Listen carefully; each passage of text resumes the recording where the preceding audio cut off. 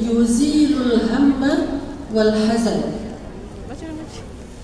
Iman kepada takdir itu akan menghilangkan dua masalah mental.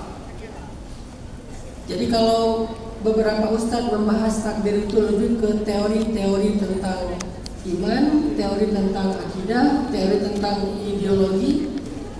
Karena segmentasi dakwah saya anak muda, saya pengen bawa iman takdir itu dalam konteks mental health, kesehatan mental. Karena problem anak muda hari ini itu salah satunya adalah bagaimana menjaga kesehatan mental. Tapi saya nggak mau judging ya, nggak mau ngejudge kalau Gen Z itu lebih lemah mental daripada gen yang sebelumnya. Saya nggak mau ngejudge kayak gitu. Berarti Gen Z lebih lemah mentalnya. Orang dulu juga punya masalah mental loh, cuman dia kayak denial aja. Misalnya kayak masalah mental exhaustion atau burnout, apa tuh? Lelah mental. Salah satu contoh lelah mental itu adalah gampang marah, gampang tersinggung, temperamental. Ada banyak orang tua yang temperamen terhadap anaknya, suami terhadap istrinya, istri terhadap suaminya, banyak loh. Dan jangan-jangan itu gara-gara dia lagi burnout, dia lagi mental exhaustion, dia lagi capek secara mental, cuma dia denial. Dia biasanya excuse-nya dengan kata-kata, saya emang orangnya kayak gini. Padahal enggak, kamu tuh lagi capek secara mental. Kalau kamu mau mengakui, dan itu bukan aib, kita bisa cari solusinya. Apakah kamu harus healing dulu, kamu harus break dulu, istirahat dulu, kamu harus terapi apa misalnya kayak forest bathing, terapi dengan pergi ke alam, terapi dengan melakukan hal-hal yang menaikkan hormon kebahagiaan dan seterusnya. Tapi kan mereka denial. Sedangkan Gen Z cenderung untuk lebih menerima tentang masalah-masalah mental yang sedang dialami. Oh ya, aku lagi sakit ini, aku lagi mengalami ini, aku lagi kayak anxiety, aku lagi mungkin depresi, aku lagi dan seterusnya. Kecuali mungkin yang jarang mau mengakui kalau dia lagi sakit mental itu biasanya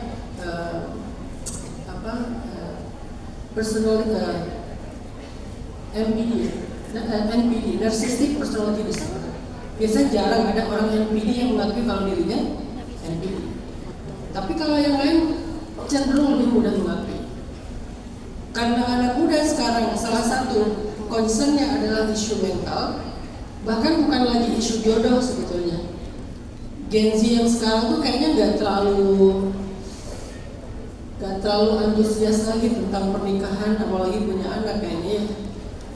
Mereka nggak buru-buru kayak generasi saya pengen cepat nikah muda. Kayaknya mereka ya biasa aja, lihat nanti aja. Terus mau punya anak, alasannya gini, daripada nanti anak saya kena mental, daripada anak saya nanti trauma karena saya belum siap punya anak, jadi nanti aja. Ada kecenderungan seperti itu sih di Gen Z. Dan ini plus minus. Justru yang jadi isu yang lebih ramai sekarang di anak muda itu bukan tentang jodoh. Kita bisa lihat perubahan isu itu di anak muda salah satunya dengan melihat entertainnya, lagunya, filmnya. Sebelum pandemi, lagu dan film itu masih tentang cinta. Tapi mulai pandemi ke sini, lagu dan film itu lebih banyak masalah mental. Lagu-lagu tentang mental, film-film tentang mental, tentang seorang kakak dengan segala ponakan yang banyaknya, tentang yang harus nyicil rumah orang tuanya, bla bla bla. Ya, cuman karena nggak di-endorse nggak saya sebut nama filmnya. Tapi kan itu sebuah gambaran ya, bukan eksperimen, tapi kayak sosial eksperimen, bukan riset. Gambaran tentang apa yang lagi ramai di anak muda, yaitu masalah mental. Dan masalah mental ini adalah masalah yang dibahas dalam Islam.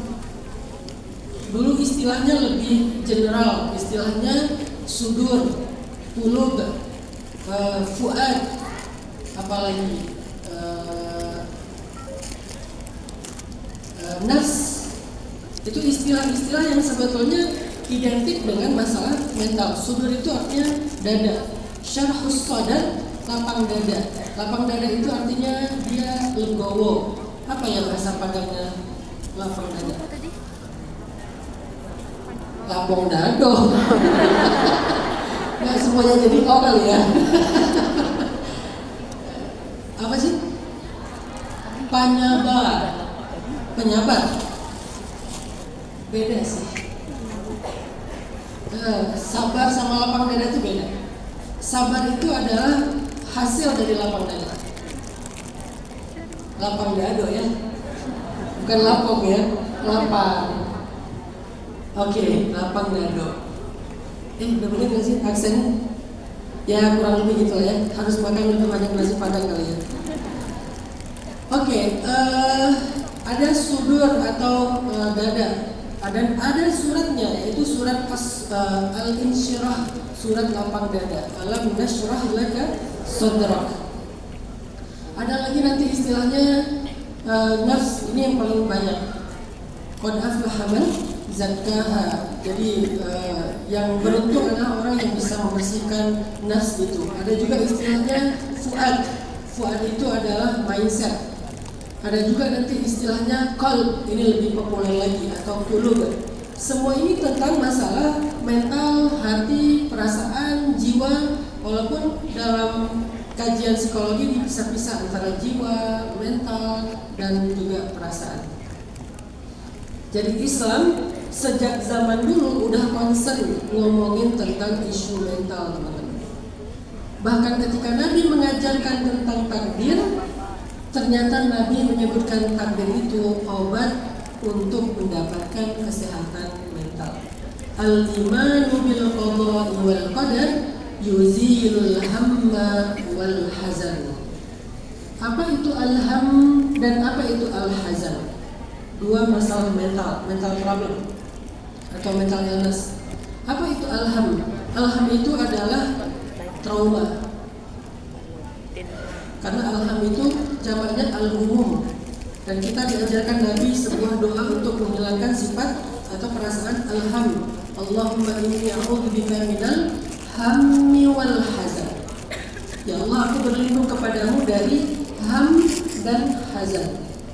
Apa itu al-ham? Al-ham itu adalah long grieving, kesedihan yang berlarut-larut, trauma tentang masa lalu, belum sembuh dengan luka, atau ya selain traumatik mungkin dia masih marah, dia masih terluka, dia masih sakit hati, dia masih dendam, dia masih belum bisa move on. Nah itu disebut dengan istilah al-ham. Secara terjemahan, al-ham artinya long grieving, kesedihan yang panjang, rasa yang belum selesai tentang masa lalunya, itu namanya al-ham. Sedangkan al-hazan dalam bahasa Arab lebih sering dipakai untuk masa depan. La tahzan. Apa itu al-hazan? Al-hazan itu adalah cemas, khawatir. Walaupun yang lebih populer di Indonesia itu sedihnya. La tahzan, jangan bersedih. Sebetulnya terjemahan yang lebih tepat bukan jangan bersedih, jangan khawatir. Cuman ya udahlah, udah terlanjur populer. Aslinya bukan jangan bersedih tuh, konteksnya jangan khawatir, jangan cemas, jangan galau. Jadi al-hazan lebih sering dipakai untuk masa depan. Jangan khawatir, jangan takut, jangan cemas, jangan galau. Yang dalam bahasa psikis disebut dengan anxiety, disebut dengan rasa takut, disebut dengan bimbang, disebut dengan galau. Kalau dalam bahasa keseharian kita itu adalah al-ham. Yang pertama trauma dan yang kedua anxiety, kecemasan. Ternyata dua mental problem ini obatnya adalah al-imanu bil qada'i wal qadar, iman kepada takdir. Menurut saya ini adalah hadis takdir yang paling relate sama anak muda. Karena ada banyak sekali ayat dan hadis tentang takdir, tapi saya pilih yang paling relate sama anak muda adalah hadis riwayat Tabrani dengan derajat yang sahih. Nabi bilang, al-imanu bil qada'i wal qadar yuzilul hamma wal hazan. Iman kepada takdir itu menyehatkan mental, karena dia akan menghilangkan dua mental problem. Yang pertama low grieving, trauma atau disebut dengan al-ham, jamaknya al-humum, dan yang kedua adalah al-hazan atau anxiety, kecemasan, ketakutan, kegalauan, kebimbangan, panic attack, dan seterusnya dengan segala variannya. Sekarang pertanyaannya, bagaimana cara iman kepada takdir ini bisa menyehatkan mental kita? Ini kan poin pertama dari hadis Tabrani, bahwa iman kepada takdir bisa menyehatkan mental. Itu adalah tentang mungkin why-nya lah. Nah sekarang kalau how-nya, gimana caranya iman kepada takdir itu bisa menyehatkan mental kita, bisa menghilangkan rasa trauma masa lalu, bisa mengurangi anxiety atau kecemasan kita tentang masa depan. Gimana cara takdir bisa menyehatkan mental anak muda? Kita coba dengarkan beberapa nasihat para ulama tentang bagaimana cara kita berdamai dengan takdir. Kata para ulama, ada 3 cara kita menyikapi takdir untuk mendapatkan kesehatan mental. Ada 3 cara menyikapi takdir agar kita mendapatkan kesehatan mental. Cara yang pertama, belajarlah mengatakan qadarullah.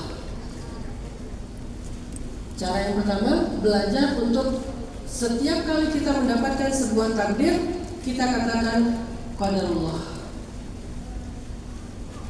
Cara yang kedua, ini singkatnya dulu. Cara yang kedua adalah belajar meyakini bahwa semua takdir itu baik karena Allah Maha Baik.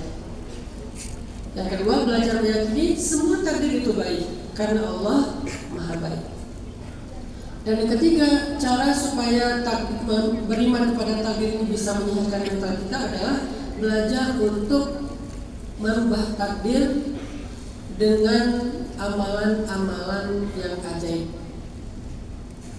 Belajarlah untuk merubah takdir dengan amalan-amalan yang ajaib. Jadi ada 3 cara beriman kepada takdir yang bisa menyehatkan mental kita. Yang pertama, belajarlah mengatakan kepada Allah. Oke, kita bahas yang pertama.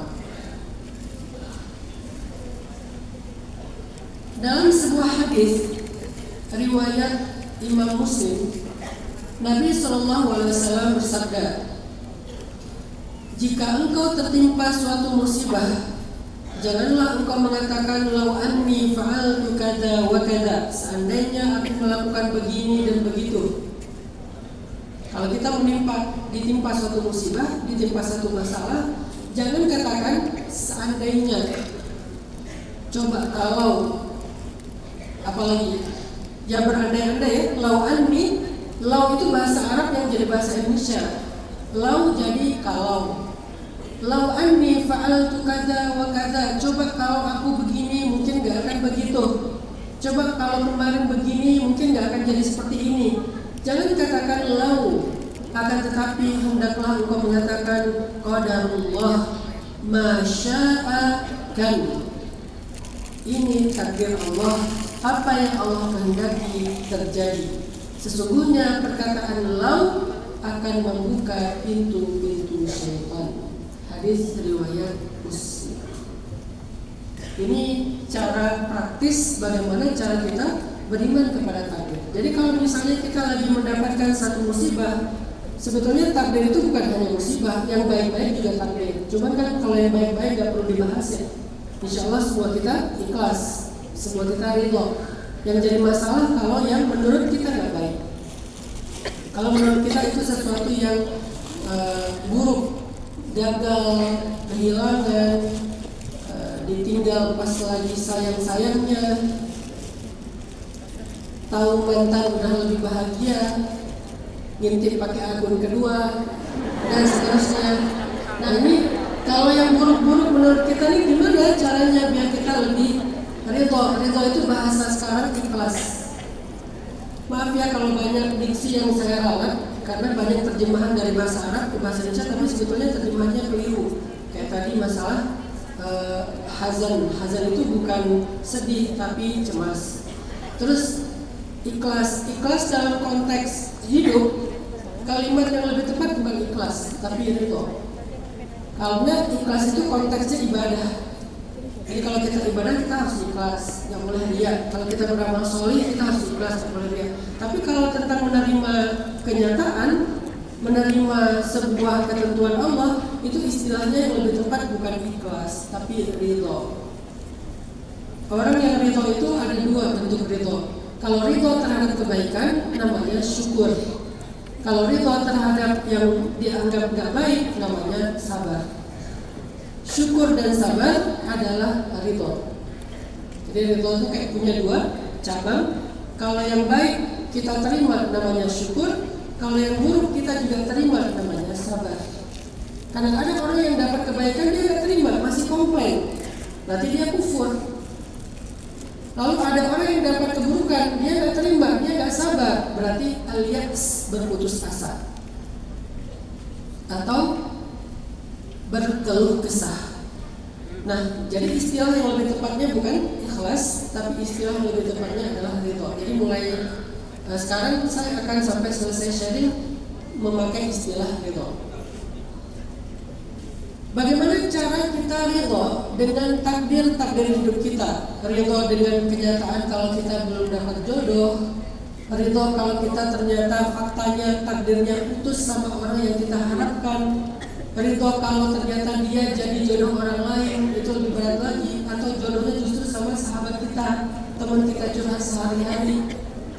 Gimana cara kita ridho dengan ketentuan itu? Gimana cara kita ridho dengan takdir rezeki yang kita berharap bisa masuk kampus ini ternyata gagal. Kita berharap keterima kerja di BUMN atau jadi PNS, ASN ternyata gagal.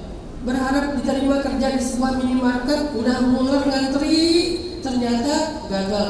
Berharap dapat warisan ternyata mungkin warisannya nggak dapat banyak. Berharap begini ternyata begitu.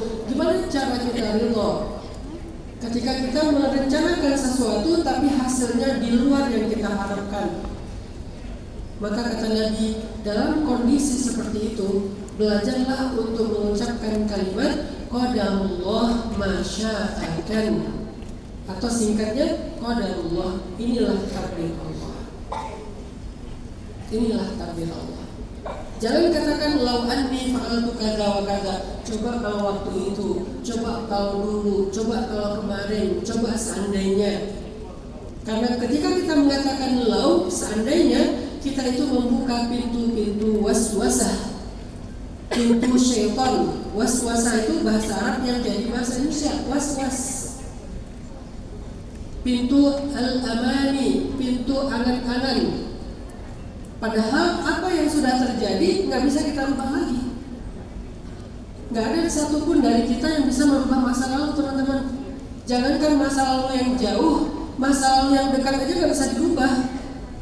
Misalnya tadi malam masa lalu atau masa sekarang? Sedetik yang lalu aja udah masa lalu kan? Tadi malam misalnya kita mengalami sebuah kegagalan atau musibah atau kehilangan atau sesuatu yang kita nggak suka misalnya, itu tuh sesuatu yang nggak bisa kita rubah lagi udah. Masa lalu adalah hal di luar kemampuan kita. Masa lalu di luar jangkauan kita. Walaupun cuma 1 detik yang lalu, dia sesuatu yang sudah jauh nggak kejangkau lagi sama kita. Sehingga berhentilah berandai-andai tentang masa lalu. Coba kalau waktu itu saya sabar sebentar, mungkin saya nggak putus. Coba kalau waktu itu saya sungguh-sungguh belajar, mungkin saya udah lulus. Coba kalau waktu itu saya nggak minjemin duit kepada dia, mungkin saya masih punya duitnya. Coba kalau waktu itu saya nggak marah-marah, mungkin saya nggak akan cerai. Coba kalau waktu itu saya lebih hati-hati, mungkin anak saya nggak meninggal. Coba kalau waktu itu saya ada di rumah, mungkin pas ibu saya meninggal saya bisa mentalkinnya. Tapi gara-gara saya sibuk kerja, akhirnya ibu saya meninggal, saya nggak sempat ngeliat. Coba kalau, itu semuanya masa lalu dan itu nggak ada yang bisa kita rubah. Siapapun yang berbicara tentang andai-andai tentang masa lalu, berarti dia berbicara tentang sesuatu yang dilarang dalam Islam. Disebut dengan istilah lau. Itu hanya akan membuat kita larut dalam kesedihan, rasa bersalah, nggak bisa move on, menolak kenyataan. Kok bisa ya? aku tuh benci banget sama diriku sendiri. Kenapa aku kok sebodoh itu ya? Kenapa aku kok separah itu ya, dan seterusnya. Oke, dalam konteks muhasabah, evaluasi, mungkin kita perlu mengakui kesalahan kita. Tapi bahwa larut di dalam rasa bersalah itu sesuatu yang lain. Kita memang perlu mengakui kesalahan kita untuk memperbaiki. Tapi bukan berarti kita larut dalam rasa bersalah yang bertahun-tahun.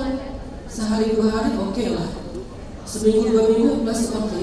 Tapi kalau udah bertahun-tahun cuma larut dalam rasa bersalah lalu pengen mengulang waktu, ini termasuk di antara amani, berandai-andai, dan kita dilarang berangan-angan. Tidak bisa berubah. Satu-satunya cara kita berdamai dengan masa lalu mengatakan ini takdir Allah. Bahasa hadisnya qadarullah. Itulah fungsi mengatakan qadarullah. Karena kata-kata qadarullah ini lagi populer di antara anak-anak hijrah. Ada kata insyaallah, ada kata qadarullah, ada kata ain, ada kata istidraj. Ini populer banget nih di antara anak-anak hijrah. Besok datangnya di acara aku insyaallah. Dia mengatakan insyaallah itu hanya untuk basa-basi doang.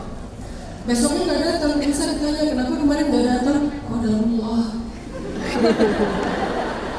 Kan sering kita pakai kata-kata qadarullah untuk excuse kan. Padahal kata-kata qadarullah itu bukan excuse dari tanggung jawab. Kenapa kamu belum bayar utang aku? Qadarullah. Ini tuh bukan excuse. Qadarullah itu kalimat penerimaan, ridho, berdamai dengan masa lalu, dan dipakai untuk diri kita sendiri, bukan untuk lari dari tanggung jawab terhadap orang lain. Begitu juga kata-kata ain. Ada teman sakit, kayaknya dia kena ain deh. Ain itu jangan untuk menjudge orang lain. Ain itu untuk kewaspadaan kita. Jadi fungsi ain adalah agar kita waspada, jangan sombong, jangan narsis, jangan suka fakhur itu memuji diri sendiri, nanti kena ain kan gitu kan, pamer, flexing. Tapi bukan untuk menjudge orang lain, kayaknya dia kena ain deh, bukan. Tapi kita kan sekarang pakai ain untuk menghakimi orang lain, menjudge. Ain apalagi kalau ada teman sakit, kayaknya dia ain deh. Teman beli motor baru, kasihannya istidraj. Padahal bisa jadi itu memang nikmat dari Allah. Karena dia bersyukur, dia bekerja keras, akhirnya dia bisa beli kendaraan baru, kita bilang istidraj. Ada orang ngantri uang emas. Sekarang kan orang ngantri bukan lagi sembako ya, ngantri beli emas. Kasian banget ya orang Indonesia kena istidraj. Bukan istidraj, udah lagi dapat rezeki. Terus istidraj itu kayak gimana? Sanastadrijuhum min haitsu la ya'lamun, kata Allah. Kami akan istidrajkan mereka dari jalan-jalan yang mereka tidak mengerti. Siapa mereka di sini? Fir'aun, Haman, Qarun, kaum 'ad, kaum Samud, ashabul Ailah, ashabus Sabt, kaum Sodom. Orang-orang yang durhaka kayak gitu yang diistidraj. Adapun kita insyaallah orang-orang yang beriman enggak istidraj. Jadi jangan pernah menjudge saudara kita dengan istidraj, karena istidraj itu berlaku untuk orang yang sekufur Fir'aun and the gangs. Tapi kita kan beriman. Insya Allah kalaupun ada satu kebaikan dalam hidup kita, itu karena kasih sayang Allah, karena amal-amal rahasia, karena doa orang tua, dan seterusnya. Oke, kita balik lagi ke yang tadi. Ternyata cara berdamai dengan takdir adalah dengan mengatakan qadarullah. Apa makna qadarullah? Kita mengakui kalau ini adalah takdir Allah. Penting kita mengakui kalau ini takdir Allah, itu penting. Kenapa? Karena kalau ini adalah takdir Allah, mau diapain juga pasti terjadi. Kita nggak bisa menghindar. Kalau ini takdir Allah, kita nggak bisa menghindar. Karena hadisnya kata Nabi, la yu'minu abdun hatta yu'mina bil qadari khairihi wa syarrihi min Allah wa hatta ya'lama anna ma asabahu lam yakun liyukhti'ah wa ma akhta'ahu lam yakun liyusibah. Ini salah satu hadis juga tentang makna beriman kepada takdir. Ya'lama anna ma asabahu lam yakun liyukhti'ah wa ma akhta'ahu lam yakun liyusibah. Apa arti kalimat ini? Apa yang Allah tetapkan menimpa seseorang tidak akan meleset darinya. Apa yang Allah tetapkan meleset dari seseorang tidak akan menimpanya. Itulah takdir. Apa yang Allah tetapkan menimpa kita nggak mungkin meleset dari kita, teman-teman, nggak mungkin. Sejengkal pun nggak akan meleset dari kita. Dan apa yang Allah tetapkan meleset dari kita nggak mungkin menimpa kita, sejengkal pun nggak akan mungkin menimpa kita. Ini berlaku tentang jodoh, tentang rezeki, tentang apapun dalam hidup kita. Khairihi wa syarrihi, yang baik ataupun yang buruk. Itulah takdir. Dan penting untuk memahami dan menerima kenyataan ini. Itu takdir Allah. Memang Allah udah menetapkan kayak gitu. Kapan ditetapkan? 50.000 tahun sebelum Allah menciptakan semesta. Jadi udah ditulis 50.000 tahun sebelum Allah menciptakan semesta. Berarti entah berapa miliar tahun yang lalu, kalau kita akan mengalami itu. Jadi yang kita alamin semalam, yang kita alamin kemarin, yang kita alami waktu itu, yang sampai hari ini kita belum move on, itu tuh ketetapan Allah yang sudah Allah tulis sekian miliar tahun yang lalu, dan catatan itu disimpan di Lauhul Mahfuz. Gak ada dari kita yang bisa menghindar dari ketetapan itu, karena apa yang Allah tetapkan menimpa kita tidak akan meleset dari kita. Apa yang Allah tetapkan meleset dari kita tidak akan menimpa kita. Sama kayak yang diajarkan Nabi kepada Ibnu Abbas ketika Nabi lagi boncengan sama Ibnu Abbas. Ibnu Abbas waktu itu umur sekitar 10 tahun lah. Jalan nih Nabi sama Ibnu Abbas.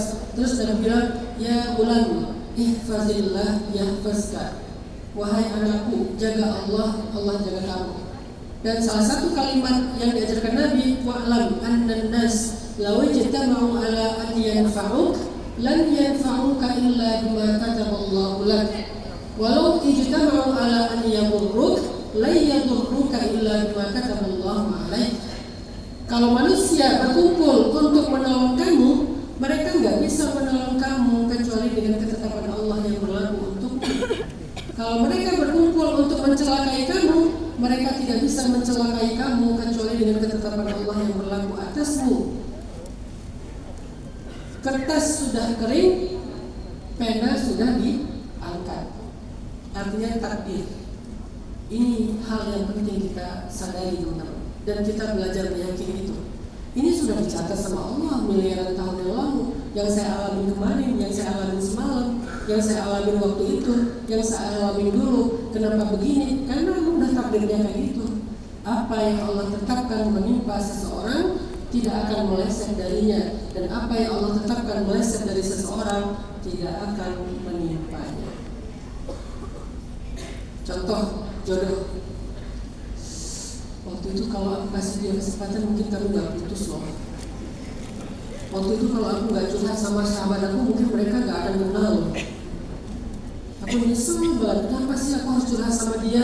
Akhirnya mereka jadi kenal, akhirnya mereka jadi punya perasaan, akhirnya mereka malah jadian, lalu kami putus. Nyesel banget curhat sama sahabat. Sampai sekarang aku gak mau lagi curhat sama sahabat, aku curhatnya sama netizen aja. Tentang jodoh ya. Tahukah kalian, sebetulnya kalau ada di antara kalian yang putus dengan seseorang, itu tuh bukan tentang salah dan benar aja, itu tuh urusan syariat. Oke, kita memang perlu ada sebab akibat dalam urusan syariat. Tapi hidup kita bukan cuma syariat, ada yang namanya hakikat. Harus imbang memahami syariat sama hakikat. Syariat itu tentang hubungan kita dengan manusia, hakikat itu tentang hubungan kita dengan Allah. Secara syariat ketika kita mengalami musibah memang ada sebab akibat. Gara-gara kita begini akhirnya jadi begitu. Dan itu hubungannya hanya dengan manusia. Dan itu tentang urusan zahir. Tapi kalau urusan batin, urusan mental, urusan perasaan, urusan hati, urusan penerimaan, itu bukan urusan syariat, itu urusan hakikat. Kalau urusan tanggung jawab, kewajiban, dan hak, itu urusan syariat. Kalau ada orang yang bersalah, dia dihukum karena itu tentang hak dan kewajiban, itu urusan syariat dan harus kayak gitu. Tapi kalau urusan penerimaan terhadap sebuah kenyataan, itu urusan batin, bukan urusan zahir. Dan batin itu hubungannya antara kita dengan Allah. Dan itu bahasnya bab akibat, bab hakikat. Dan hakikatnya dia itu memang bukan jodoh kamu. Syariatnya memang waktu itu salah satu di antara kalian ada yang salah. Mungkin ada yang nggak sabar, mungkin ada yang marah-marah, mungkin ada yang begini, mungkin ada yang begitu. Setelah menikah ada yang bercerai. Lalu kita merasa bersalah. Kalau waktu itu saya kasih kesempatan, mungkin nggak akan bercerai. Kalau waktu itu saya nggak melakukan kesalahan, mungkin nggak akan bercerai. Itu syariat ya, untuk memperbaiki hidup kita. Tapi untuk menerima kenyataan, babnya bukan syariat, tapi babnya hakikat. Kalau kita bahas hakikat, maka kesimpulannya bukan kayak gitu, bukan tentang siapa yang benar, siapa yang salah. Kalau bahas hakikat, babnya adalah tentang inilah ketetapan Allah. Dia memang bukan jodoh kamu. Khadijah menikah dua kali gagal karena emang bukan jodohnya Khadijah.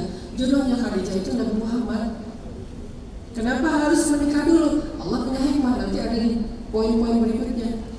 Tapi bahwa Khadijah gagal yang pertama, suaminya meninggal, yang kedua kemudian bercerai, baru yang ketiga ketemu dengan Nabi Muhammad, emang kayak gitu takdirnya. Itu bukan jodohnya Khadijah, itu bukan jodohnya kamu. Karena kalau itu bukan jodoh kamu, gimana pun kamu dekat sama dia gak akan jadian.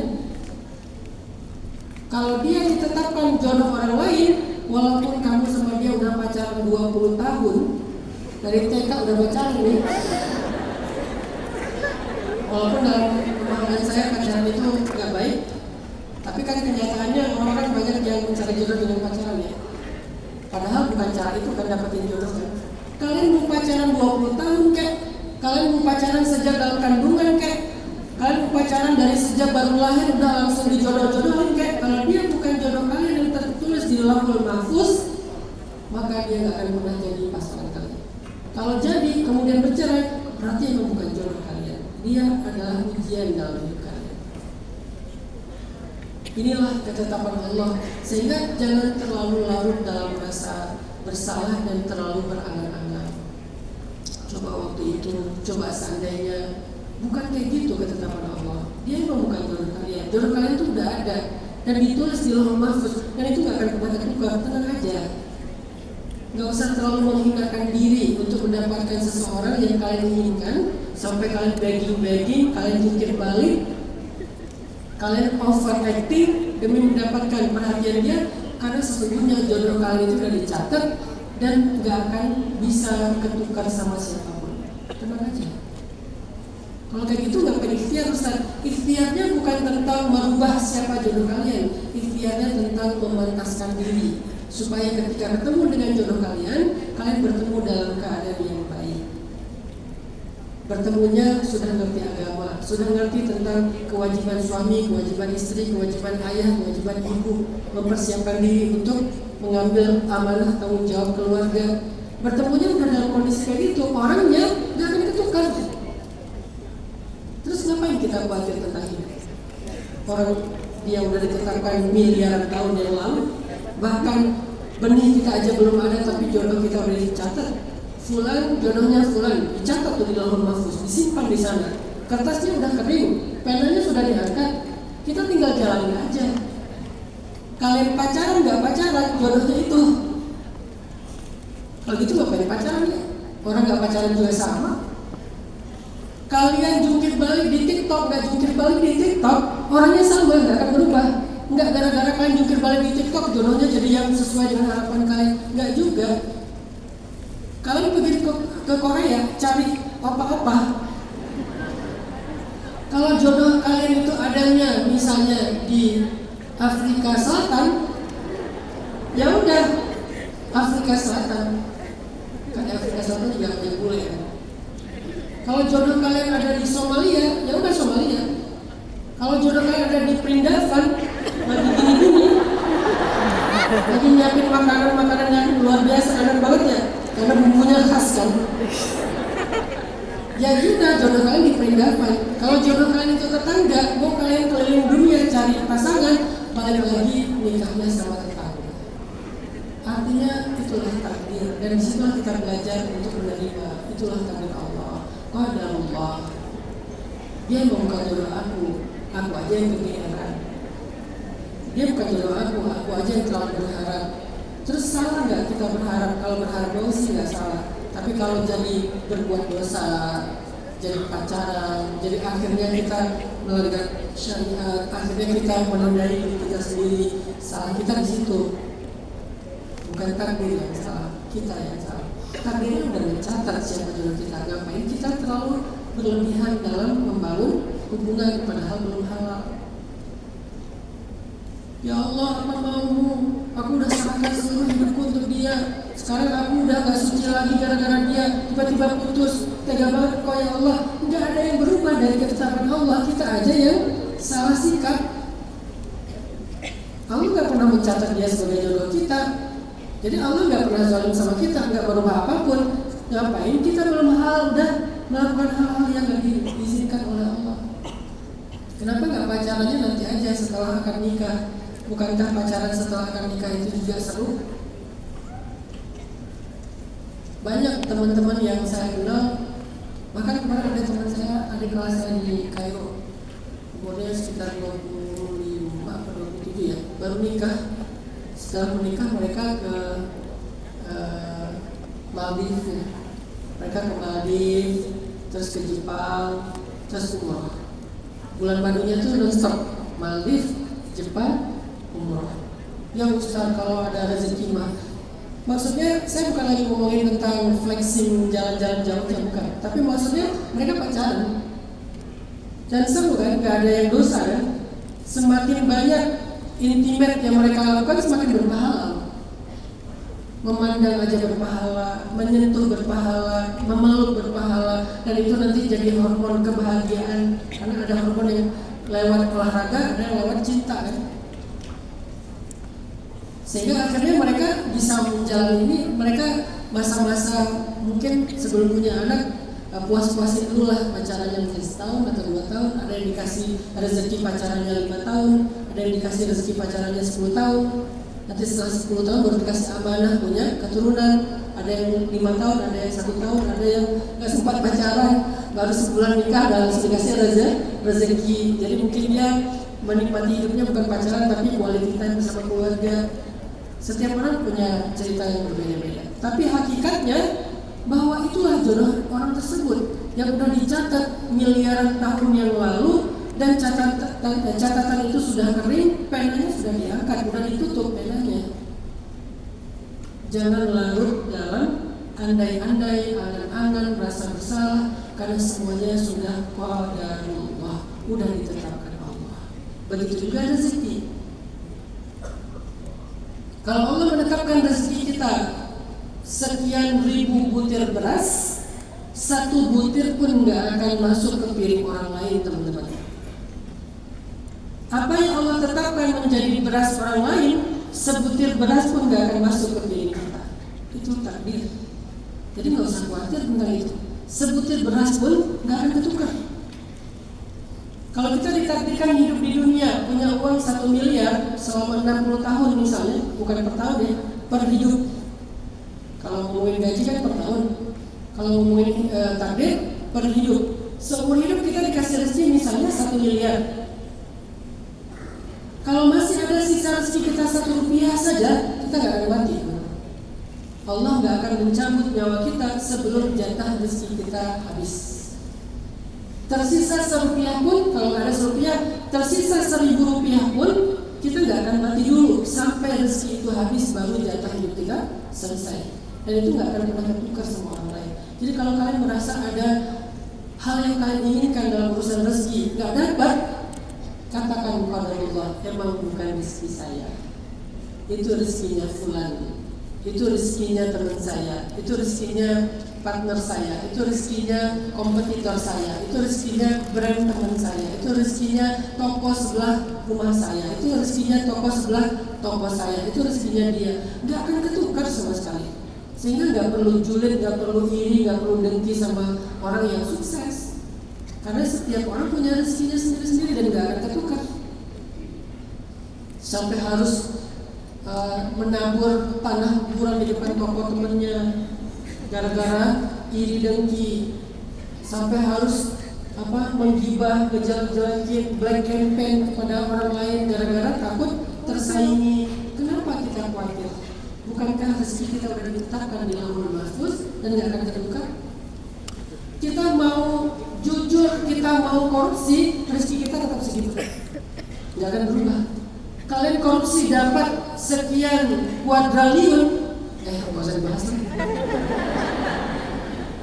Orang korupsi dapat sekian ribu triliun, kalau rezekinya cuma sekian ratus juta, maka nggak akan mungkin dia bisa menikmati uang itu. Akhirnya disita kan? Karena bukan rezekinya itu. Dia cuma pernah ngerasa pegang duit itu, pernah merasa kayak menyimpan uang itu, pernah merasa bahwa uang itu disimpan dalam atas nama dia di saldo bank dan seterusnya. Tapi sebetulnya dia nggak akan bisa menikmati karena emang bukan rezekinya dia. Gimana pun dia memaksakan. Jadi kalau itu nggak berubah, ngapain korupsi coba? Ngapain maling coba? Ngapain bohong coba? Toh nggak akan berubah apapun. Sebutir beras pun nggak akan berubah. Aneh. Kenapa bisa aneh? Karena nggak belajar iman kepada takdir. Inilah pentingnya beriman kepada takdir. Sehingga kita menjadi orang yang lebih tenang. Selain tenang, menerima. Udah ditetapkan Allah kok jatah rezeki kita berapa, dan itu nggak berubah. Rezeki, jodoh, hidup, mati itu tidak berubah. Maka jangan bersedih dan berkecil hati, teman-teman. Jodoh kalian ada, udah dicatat miliaran tahun yang lalu, nggak akan ketukar. Tapi dia lagi dekat sama teman aku yang itu, nggak akan ketukar. Biar aja mereka dekat. Kalau dia jodoh kamu, nanti juga pasti jadi. Kamu yang penting jaga kehormatan, jangan sampai terlalu menghinakan diri sendiri demi mendapatkan perhatian dia. Terutama cowok-cowok nih yang agak atraktif kan, agak agresif. Kalau kalian mau mencari jodoh, khususnya bagi kita laki-laki, jangan korbankan kehormatan kita. Kenapa? Kalau gagal, kita kehilangan kehormatan. Padahal jodoh itu sesuatu yang sudah ditetapkan. Kalau kalian mau mengikhtiarkan, ikhtiarlah dengan terhormat. Datang baik-baik, ngomong baik-baik, lakukan dengan cara yang baik,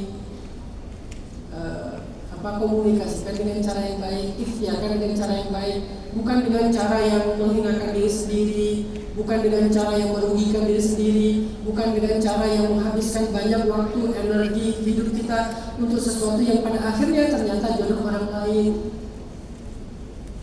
Apa ikhtiar terbaik untuk dapetin jodoh? Sama, memantaskan diri. Pantaskan diri kita jadi suami, pantaskan diri kalian jadi istri. Apa yang kita perlu belajar untuk jadi suami? Pertama, belajar tanggung jawab, ikhtiarkan kemampuan nafkah. Fokus di situ aja mencari jodoh tuh.